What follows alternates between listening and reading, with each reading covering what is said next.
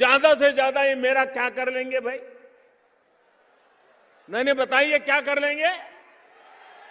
अरे हम तो फकीर आदमी हैं, झोला लेके चल पड़ेंगे जी। नमस्ते। पाकिस्तान में होने वाले आम चुनाव पर बवाल मचा हुआ है, लेकिन पाकिस्तान को इतनी चिंता अपने चुनाव की नहीं है जितना वह इसी साल भारत में होने जा रहे चुनाव को लेकर घबराया हुआ है। सिर्फ पाकिस्तानी नहीं, चीन, कनाडा, तुर्की, अजरबैजान और खाड़ी के कई मुस्लिम देश भी दहशत में है। ब्रिटिश मीडिया समेत अमेरिका और यूरोप ने भी अपनी रिपोर्ट में कहा है कि मोदी तीसरी बार भारत के प्रधानमंत्री बनने जा रहे हैं और भारी बहुमत के साथ वापस सत्ता में लौटने वाले हैं। पीएम मोदी के तीसरी बार भारत का प्रधानमंत्री बनने की आहट से चीन, पाकिस्तान और भारत विरोधी देशों में हलचल तेज है।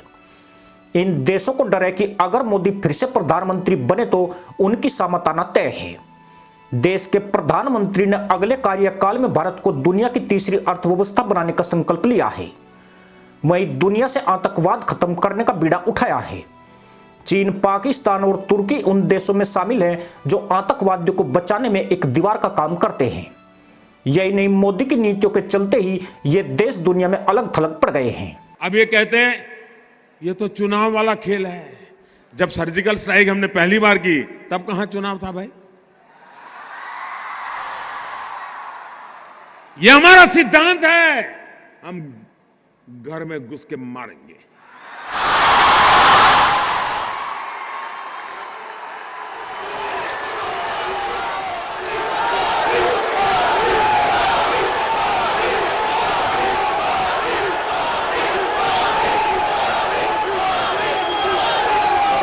कोई देश ऐसी असहाय अवस्था में नहीं रह सकता है। 40 साल से आतंकवाद हिंदुस्तान के सीनों में गोलियां दाग रहा है जी। भारत मां की सीने में गोलियां दागी जा रही है, बम धमाके किए जा रहे हैं, निर्दोषों को मारा जा रहा है। लेकिन वोट बैंक की राजनीति में डूबे हुए लोग कदम उठाने से डरते हैं। मुझे सत्ता की कुर्सी की परवाह नहीं है, मुझे चिंता मेरे देश की। पाकिस्तान के हाथ में कटोरा थमाने का श्रेय मोदी सरकार की पॉलिसी को ही जाता है। यही ने डोकलाम और गलवान में जिस तरह चीनी सेना की हेकड़ी निकाली, इससे हुई अंतर्राष्ट्रीय बेइज्जती से चीन तिलमिलाया हुआ है। पाकिस्तान पर दो सर्जिकल स्ट्राइक मोदी के कार्यकाल में हुई है। वहीं भारत ने आर्मेनिया को हथियारों की सप्लाई शुरू करके तुर्की और अजरबैजान के पसीने छुड़ा रखे हैं। भारत के सबसे खास मित्र रूस और इजराइल पिछले साल से युद्ध में उलझे हुए हैं। भारत अपने इन दोस्तों के साथ कंधे से कंधा मिलाकर खड़ा है, जिससे कई देशों की तोड़ियां चढ़ी हुई है। इनमें खाड़ी के कुछ इस्लामिक देश भी शामिल है। वहीं कनाडा खुलकर खालिस्तानियों का समर्थन कर रहा है, जिसकी वजह से भारत के साथ उसके रिश्ते रसातल में पहुंच गए हैं। जबकि मालदीव पर भी खामोश एक्शन की शुरुआत हो चुकी है। ऐसे में मोदी विरोधी इन देशों में दहशत है कि अगर मोदी तीसरी बार प्रधानमंत्री बन गए तो देश के सबसे सफल और आक्रामक विदेश मंत्री एस जयशंकर फिर से फॉरेन मिनिस्टर की जिम्मेदारी संभालेंगे और एनएसए अजीत डोभाल भी वापस अपने पद पर आएंगे। अगर यह तिगड़ी पुणे भारत की कमान संभालती है तो अगले 5 साल में दुनिया की तस्वीर बदल देंगे। कई देश पीएम मोदी की वापसी की आशंका से अभी से घबरा रहे हैं। खासकर चीन, पाकिस्तान और कनाडा की इस वक्त सबसे ज्यादा फटी पड़ी है। 2014 के मेरे इन शब्दों को मां भारती के वीरों को नमन करते हुए आज मैं फिर से दोहरा रहा हूं। मोदी सरकार की पॉलिसी के चलते ही दुनिया में चीन अलग थलग पड़ता जा रहा है। पश्चिम और यूरोप में चीन एक खलनायक के रूप में स्थापित हो चुका है। वहीं भारत ने श्रीलंका, बांग्लादेश और नेपाल में उसका प्रभाव कम करने के लिए अपनी कूटनीति सख्त कर दी है। मालदीव और म्यांमार की नकेल कसने की तैयारी शुरू हो चुकी है। जबकि जो मलेशिया एक वक्त चीन और पाकिस्तान के करीब पहुंच गया था, उसकी औकात दिखा दी गई है। मोदी की पॉलिसी के कारण ही दक्षिण चीन सागर के देश फिलीपींस, ब्रुनेई, ताइवान, इंडोनेशिया और वियतनाम में भारत की चीन के काउंटर के तौर पर धमक बढ़ रही है। वहीं अफ्रीका महाद्वीप में भारत ने अपना रुतबा बढ़ाना शुरू कर दिया है। अब चीन को पीएम मोदी अपने सामने सबसे बड़ा खतरा नजर आने लगा है। पाकिस्तान तो पहले ही मोदी के नाम से तहमदगिरी करता आया है। 4 पीढ़ी तक जिस पार्टी ने देश पर राज किया है, जो नामदार पार्टी पर कब्जा कमर बैठकर दबा करके बैठे हुए हैं, मैं जरा उनसे पूछना चाहता हूं, 5-5, 6-6, 10 लाख किया, क्या दुनिया के किसी देश में भारत का मुखिया जाता है तो क्या दुनिया उसकी जात पूछती है क्या? अरे जब भारत का मुखिया जाता है तो दुनिया को मोदी नहीं दिखता है, न मोदी की जात दिखती है, दुनिया को तो 125 करोड़ हिंदुस्तानी दिखते हैं, एक हिंदुस्तानी। भाइयों बहनों, जो कल तक भारत पर बम दागने की धमकी देते थे, जो कल तक भारत में बम दागने की धमकी देते थे, आज हमारी रणनीति ने उनको कटोरा पकड़ा दिया है, कटोरा।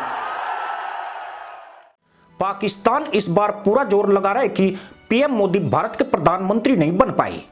इसके लिए वे अपनी एजेंसी और भारत में गद्दारों के जरिए उथल पुथल मचाने की कोशिश में है। पाकिस्तान चीन के साथ मिलकर ऐसी साजिश रचना चाहता है जिससे भारत में सरकार के खिलाफ बड़ा आंदोलन खड़ा किया जा सके और देश में मोदी की लोकप्रियता को ठेस पहुंचाने के उनके मंसूबे कामयाब हो जाए।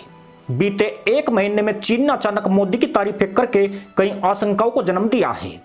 यही नहीं, चीन के कुछ राजनयिकों ने आरएसएस के कार्यालय में जाकर देश में ही सवाल खड़ा करने की कोशिश की। यह चीन का मोदी के प्रति लगाव नहीं है, बल्कि वे विपक्षी दलों को भड़काने की चाल चल रहा है ताकि देश की सरकार पर चीन के चाटुकार होने का ठप्पा लगाया जा सके। यही वजह है कि विपक्षी दलों ने इस मुद्दे को हवा देनी शुरू कर दी है, यानी जैसा चीन ने सोचा वही होना शुरू हो गया है। यही नहीं, कई विपक्षी दलों को चीन से परोक्ष तौर पर फंडिंग भी की जा रही है ताकि भारत में गठबंधन सरकार की वापसी हो सके।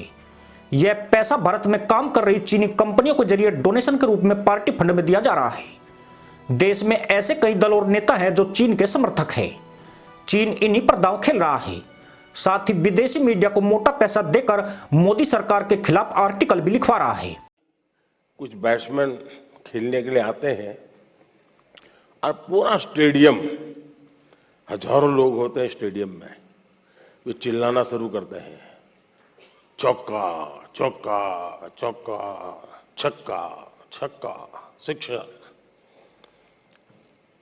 क्या वो ऑडियंस की डिमांड के ऊपर चौके और छक्के लगाता है क्या? ऐसा करता है क्या कोई प्लेयर? चिल्लाते रहे, कितना ही चिल्लाते रहे, उसका ध्यान उस बॉल पर ही होता है जो आ रहा है। उस बॉलर के माइंड को स्टडी करने की कोशिश करता है और जैसा बॉल है वैसे ही खेलता है, न कि ऑडियंस चिल्लाता है। मोदी के तीसरी बार प्रधानमंत्री बनने से कई देशों को खतरा है। चीन के साथ पाकिस्तान के तहमत भी फट रहे हैं। पिछले 9 साल के कार्यकाल में मोदी सरकार ने पाकिस्तान को आतंकी देश घोषित कराने में पूरी ताकत लगाई है, पर इस बार मोदी आएंगे तो पाकिस्तान का गुड़ गोबर होना तय है। यही नहीं, पाकिस्तान को पीओके के भी हाथ से निकलने का डर है। यूं भी पीएम मोदी शायद चौथी बार भारत का प्रधानमंत्री नहीं बनना चाहेंगे। ऐसे में संभव है कि वह तीसरे कार्यकाल में ही पीओके का मसला हमेशा के लिए खत्म कर दे। बिल्कुल, एक मुल्क के अमीर तरीन शख्स जो है वो एक अपने प्राइम मिनिस्टर को सराह रहे हैं, तो ये बहुत बड़ी बात है। और उनका ये कहना है कि मोदी है तो मुमकिन है। तो देखें ये भी कहना है कि इम्पॉसिबल को पॉसिबल बनाने वाले वो सिर्फ मोदी हैं। तो ये बहुत बड़ी बात है अपने प्राइम मिनिस्टर को सराहना। और जब भी किसी को कोई अप्रिशिएट करता है ना, तो जाहिर बात है वो पहले से डबल काम करने की कोशिश करते हैं। और ये उनको अभी 3rd टेन्योर स्टार्ट हो चुका है। अगर उनके अचीवमेंट्स की बात करें तो वो अचीवमेंट्स की अगर मैं बातें करना स्टार्ट करूं तो वो मेरे ख्याल में आपका इंटरव्यू जो है वो कम पड़ जाएगा, हमें जो है बड़ा लंबा काम करना पड़ेगा। तो देखें, आप उनकी अचीवमेंट्स देखें। मैं तो उनका फैन हूं ही हूं। इंडिया के अलावा भी उनके और मुल्क में बहुत सारे फैंस जो है मौजूद हैं। और जैसे मुझे उन्होंने पहले फैन किया है, लास्ट टाइम उन्होंने जो है सबसे ज्यादा फैन करने वाली बात थी, जैसे वो चाय पी रहे थे गरीब घर में जाके किसी के, तो वो बड़ी एक मुझे दिल को जो है छू जाने वाली बात थी। फिर उसके बाद एम्बुलेंस को जो है वो उन्होंने रास्ता दिया। तो ये एक नजर आती है कि एक इंसान में ह्यूमैनिटी है। देखें, एक इंसान जब नीचे बिल्कुल एक जीरो से स्टार्ट करता है और फिर प्राइम मिनिस्टर जब बनता है वो, तो जाहिर बात है वो हर तकलीफ को जानता है। और फिर वो और एक प्राइम मिनिस्टर के लिए ये जरूरी होता है कि वो छोटे छोटे अपने मुल्क के जो गरीब लोग हैं उनकी तकलीफों को खुद उसने झेला हुआ हो, तो फिर ही वो उनको महसूस कर सकता है और फिर ही जो है वो उनके लिए कुछ कर सकता है। जाहिर बात है अब हमारे मुल्क में आप देख लें, ये जद्दी पुश्ती जो है वो अमीर तरीन और पाकिस्तान को लूटने वाले हैं, तो इनको हमारी तकलीफों का कोई एहसास नहीं है। तो मैं इसलिए प्राइम मिनिस्टर मोदी को सराहता हूं और इसलिए मैं उनका फैन हूं, क्योंकि अगर देखें तो उन्होंने गरीब लोगों के लिए जितना काम किया, मेरे ख्याल में इस टाइम पाकिस्तान या और किसी ममालिक में इतना काम देखने को नजर नहीं आया। इसीलिए तो आप देखें ना कि वकास इंडिया के प्राइम मिनिस्टर नरेंद्र मोदी दुनिया के सबसे ज्यादा पसंदीदा तरीन लीडर हैं और सबसे ज्यादा पॉपुलर लीडर हैं।